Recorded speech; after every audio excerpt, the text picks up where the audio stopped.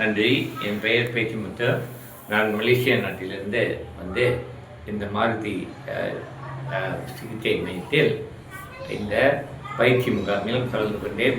3 நாள் பயிற்சி முகாம் நல்ல நல்ல விளக்கங்களுடன், உதாரணங்களுடன், செய்முறைகளுடன் இலகுவாக எல்லோருக்கும் புரியும்படி அழகாக பயிற்றுனர்கள் எங்களுக்கு பயிற்றுவித்தார்கள்.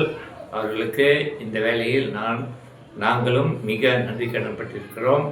இந்த சேவையை என் நாட்டிற்கு மலேசிய தாயகத்திற்கு சென்று நான் இந்த சேவையை தொடர எனக்கு என்னிடம் சிகிச்சை மையம் இருக்கிறது.